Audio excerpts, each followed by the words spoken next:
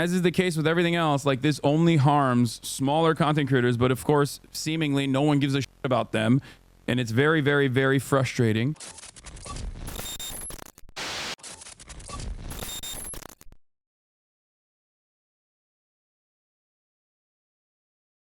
Let's get started with a brief update on the Adpocalypse, the impending doom on twitch.tv. If you've been following for the past couple of months, there has been a bunch of communities that have been actively trying to get some news coverage and some momentum surrounding this platform that we're on being really anti-Semitic. Ironically enough, they're on YouTube and on Kick for the most part, which are, objectively more openly anti-Semitic platforms. Like, I don't think the platforms themselves are anti-Semitic, but they host a ton more openly overt anti-Semitic content creators. Oh shit, here we go again. I mean, it's not, oh shit, here we go again. I'm just like going to briefly go through it and explain some stuff. There's been a deliberate effort to basically go to every single advertiser that advertises on Twitch and tell them like, oh, this platform is anti-Semitic. Look at these articles that were written about how anti-Semitic this platform is. Please, reconsider advertising on this platform. They've been doing this for quite a while to limited success. And this is also alongside the initiatives to go to ADL directly to try to get the ADL to add new restrictions on what you can and can't say on this platform, including but not limited to content classification labels that were implemented. I use them right now. That's why it says sensitive content when I talk.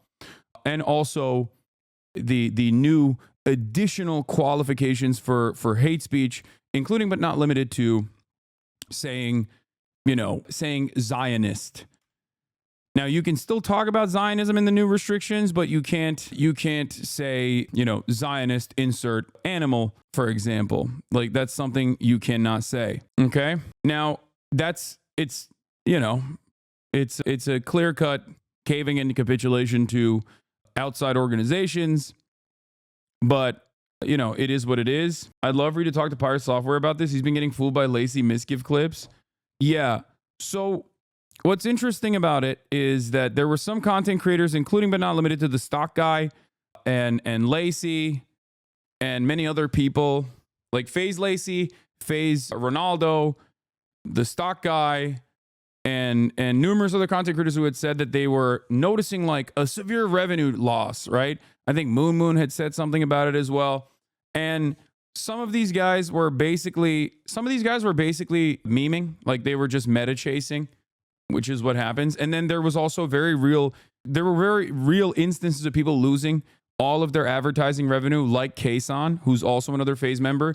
Hasan is Iranian. I had a conversation with him directly, if you remember. And he had Iranian as a tag. He had Iranian as a tag on his Twitch profile for the longest time because he's Iranian and he wants Iranian people to come and watch him. And basically Iran as a tag, sorry. Basically, Twitch just removed all of their advertising revenue and didn't serve any ads on his page, specifically because it had Iran as a tag. Same with Venezuela, which I think is really, it's really f***ed up overall. But the point is, all of this is happening because Twitch is caving to outside pressure coming from, these organizations like the ADL and hoping that like advertisers don't just like run away from the platform because these guys are pretty aggressively pursuing that. And everything is coming from like an incredibly cynical place. Obviously, these are like Kick streamers that are conducting this mass brigading campaign. Ironically enough, and as I say this as someone who is quote unquote woke, right? Who has been on every platform from Facebook to YouTube to Instagram to TikTok to Twitch, that Twitch, of course, has the most restrictive terms of service out of all of these other websites. They do a fantastic job with that, which is why it's ironic that these other platforms where there's no real rigorous application of terms of service can turn around and be like, these guys are actually the real anti-Semites. I promise, don't look at us, look at them and pull your ads. So it's a weird situation overall. But I think a lot of people were a little confused. And originally the Stock Guy had said that he had seen a severe loss of revenue and he didn't understand what was going on.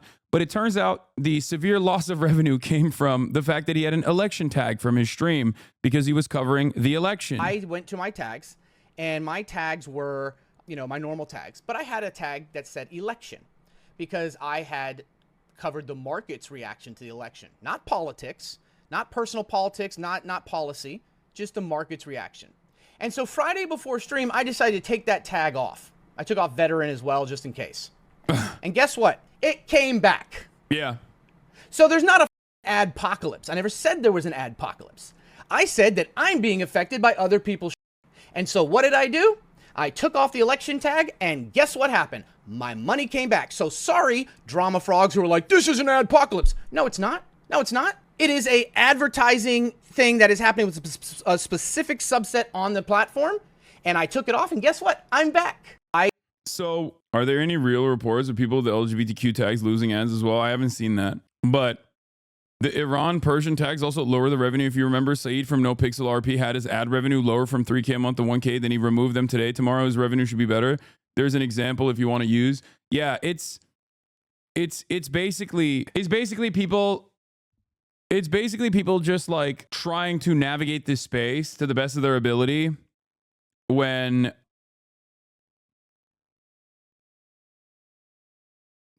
I don't know how to explain this basically, but yeah, anything that is like even remotely political, remotely considered political is now automatically, it seems, qualifying you as like a political content creator.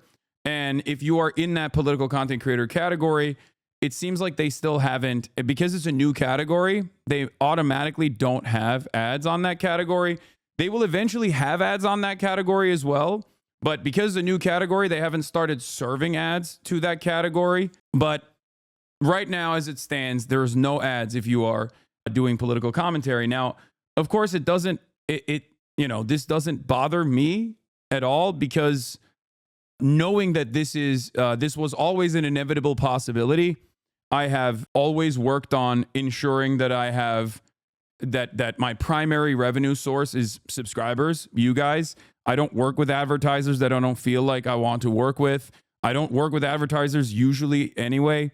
And this is, a part of that. So I'm a firm believer that the political tag should not be monetized by ads because this channel could be ad free. Yeah. Overall, I think it's really frustrating in general, but this is part of the reason why for years and years I have maintained the position that it's like much better way to have editorial control and have more freedom with what you can and can't say if you are to work with a base of subscribers rather than rely on, running ads.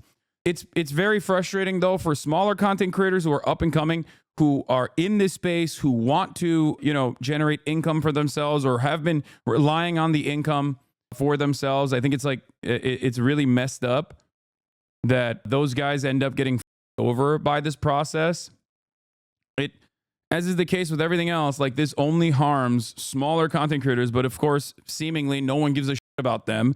And it's very, very, very frustrating. But overall, advertisers don't really look at anything super seriously. They don't want any sort of motion. Like they're not going to assess the situation and be like, is this cynical or is this serious? They're not going to do that. Right? This doesn't mean there isn't a concerted brigade effort cynically mass spamming emails to advertisers urging them to pull ads. There very clearly is one. Ironically enough, it's being led by Kick streamers who happen to have a contract with Kick. Very interesting predicament. So that is the case here. That's what's going on here. But yeah, so far there hasn't been any real evidence as to this being like a mass adpocalypse. But I mean, look, I know how advertisers work. Right? I'm familiar with how advertisers work. I worked in advertising. I know that when they hear any sort of drama or any sort of controversy, they're going to be like, oh, I don't want my brand associated with that. I don't even give a shit what it is. Right? Nobody, until it's like Black Lives Matter protests happening all around the nation, you're never going to see a marketing campaign that, puts politics in the forefront. Okay? So for that reason, I think the CCL designation isn't necessarily bad. like the new content classification label for politics is not bad, because I think it partitions off political commentary in a separate space on this platform. I think it's bad in the interim period, and it's bad because, like, of course, when they apply something like this, randomly people catch strays like Hasan and like some others. But overall, making sure that this kind of content still exists, as long as it does not violate clear-cut, hate speech boundaries, this kind of content existing in a separate category that is sheltered from the rest of the advertising that's running on the platform is a good thing. Okay? It's not necessarily a bad thing at all, because I don't want content creators on this platform to like lose out on revenue opportunities for themselves. Right? I don't. I want them to keep making money and make a career out of this sort of thing. And I think it's ridiculous that like there are people who are championing this cause. So, is there anything Twitch can do vis-a-vis people representing Kick, like a co-founder or contracted talent on their platform, regarding Twitch advertisers in this way? I think Twitch just needs to do PR, right? They need to do more PR to combat this like ridiculous narrative. But I don't know, I don't know what they're doing overall. Is the Adpocalypse both a subsequent issue because of Islamophobia and anti-Semitism?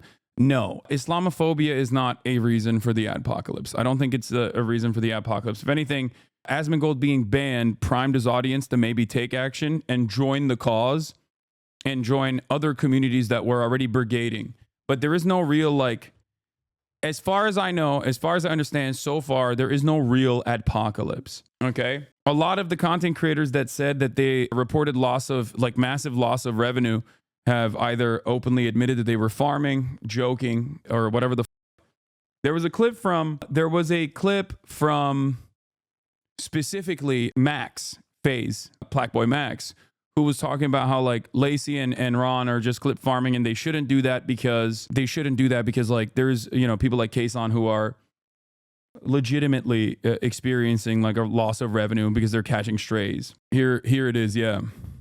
Literally got demonetized because of who he is. So did X. Now Twitch fix that. 2, the reason I said I love Lacey, because I don't want to start no problems, and it's not that big of a deal to start problems. And when this rage bait type happens, it causes people to take Hasan's situation less serious when it's actually something serious. He didn't get money for no reason. So please be aware of that, okay? Ron, I don't know Ron shit, but he's rage baiting, okay? This is not, Ron rage baited too. That's also not serious. Please don't take these niggas serious. And it kind of make it belittle Hasan's situation, or if X go through it when it is serious, they didn't get paid, Like Hasan dead ass is going through that. So yes, please, Twitch. Hasan Yeah. Ron wasn't clip farming. Twitch had the political tag on a stream because he was watching the election. Oh, okay. Anyway.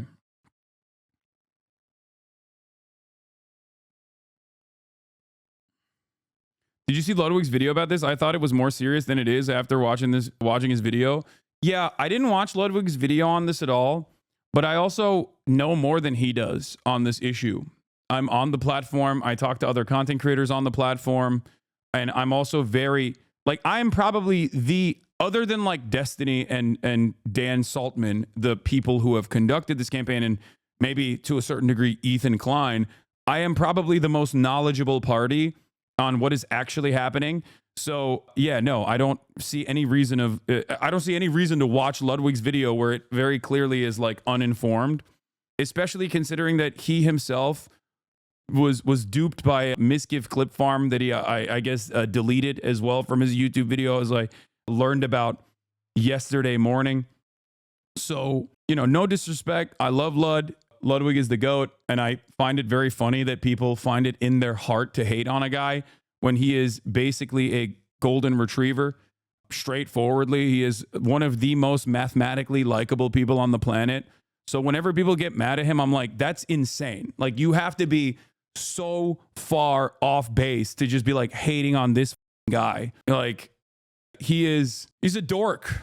He's funny, and he is a well-natured person. It is wild to get mad at him. It just feels weird. So that's neither here nor there, but I think it says a lot about people. I also work in advertising with accounts that spend millions a month. You're right that execs won't do any due diligence and touch platforms that have any sort of controversy. Exactly. But I think the platform taking actions to just say like, no, this kind of content exists on the platform, but in a totally separate vacuum is an appropriate thing to do, because then they can go back to advertising and be like, yeah, this kind of stuff is whatever. It's neither here nor there. Here's our terms of service. We don't allow any sort of like extremist sentiment. And also, even then, we have different content classification labels. There's like international standards for this sort of stuff, some of which is very strict and is like straightforwardly anti-free speech. And I think for them, they're just doing their very best to work through this process. This is the same conversation that happened with smut streamers. Yeah, except they didn't take it to that level. With the difference between what's going on right now versus like hot tub streamers is that there wasn't one group of people that were like clipping, Amaranth streamer or whatever and sending it to every advertiser to be like, Doritos, your ads are running against these hot tub streamers. Do you feel like it's appropriate? Do you feel like it's appropriate to, and then lie basically too? Like in this circumstance, they would have to lie as well and claim that they're doing nudity or whatever and not just like in a hot tub. If they were to do that, then I'm sure there would have been a similar level of motion to that as well. Yeah. And Congress people were not, writing with the congressional letterhead, letters to Twitch talking about, and Amazon talking about like Amaranth's hot tub streams must be put to an end or whatever. Are you thinking of taking a break from Twitch? All this controversy must be exhausting, especially after being on Twitch for so many years. No. I love how everybody think you got Lowberg to remove a part of his video, though you never even watched it. Yeah, that part of the conversation is somewhat tangentially related to what I'm talking about here as well. But that is just an unfortunate byproduct of easily brigadable subreddits that still play somewhat of a formative role in the way that people understand what's going on in the platform. Everyone is busy. This is a principle that I've held on to for a very long time. Everyone's busy, so they don't have time to like investigate this stuff thoroughly. And so when enough people can go and brigade a subreddit where like people can just like quickly try to figure out what the going on, and every single comment is like aligned in a certain perspective, then yeah, of course, people are not going to look into it a little bit. They're not going to look into it any further. They're just going to take it for granted that like I hold the purse for Twitch. I'm the puppeteer of Twitch, and also simultaneously am the reason why there is an adpocalypse happening, because I'm a lover of terrorism and also massive anti-Semite. Now, of course, all of that is untrue, but it doesn't really matter. I speak for 8 to 10 hours a day. You can clip me out of context to make it seem like I'm on board with anything, really, at that point. I talk about a litany of different issues. So it is what it is. But I do think that, even people who could have had like direct access to someone like myself to ask me what they think is going on, like Ludwig, can sometimes get duped by mischief, clip farming, and trying to get a upvoted Reddit post on LSF. Yeah, none of this is going to matter. Trump's pick for chairman for the FCC is Brendan Carr. He wrote the FCC part of Project 2025. In other news, that is, of course, incredibly not even remotely surprising. Donald Trump is doing a Project 2025 pick. And also the same what do you call it? The same 501c3, 501c4 killer bill is back. Republicans are going to try to push through the House again. So there's that as well. What is LSF? It's just a subreddit that people go to try to, to figure out what the f is going on Twitch. But it's like completely brigaded at this point. And that's why this sort of stuff pops off. Asmongold says Hasan is the main reason for the Twitch adpocalypse. This, I think, is already out of context, especially because like Asmongold yesterday took credit for it, and then the day after he said I'm responsible for it, but I don't even think he thinks I'm responsible for it at all. But it doesn't matter. Just ban Hasan. Mizgiv actually knows what's going on. Like all this stuff is immediately brigaded and upvoted like consistently to create a certain narrative. The stock guy now clarifies there's no adpocalypse, never said there was. I'm sure that if you look at the comments, people are just like, you know, duking it out in the marketplace of ideas. But has all this drama caused you to consider taking a break from not streaming 5 Hearts Under One Roof gameplay? All these years of not streaming 5 Hearts Under One Roof gameplay must have you exhausted. Maybe take a break and stream some 5 Hearts Under One Roof. That's the K dating game, right? What is this? Right? You live rent free in Hasan's head. Yeah, I mean, this guy is just like endlessly posting about me, but it's okay. I don't really care. It's neither here nor there. It's literally just admin and defense completely. Yeah. Let's move on. It's become virtually indistinguishable from Destiny subreddit. Yeah, it has, because it's run by a Destiny orbiter. Destiny has a cult of cyber harassers, basically cyber terrorists. They call themselves the Dalaban. And not only do they call themselves that, but like they have orbiter awards, I think, like yearly. And one of the guys that used to actually watch me as well, it was a former Twitch staffer, is now in control of LSF. So if you're confused as to why this kind of insane brigading occurs on LSF, not only do they brigade it, they run the actual subreddit, and they also simultaneously will always write in the comments like, Hasan is always brigading LSF. It just, you know, it is what it is. All right. Bro, none of this passes the bus driver test. Yes, exactly. 3/4 of their mods are also Destiny mods. Yeah. I know. If you don't know what orbiter meaning, it comes out from a meaning a person who constantly hangs out with someone they're attracted to, but too shy to talk to. Yeah.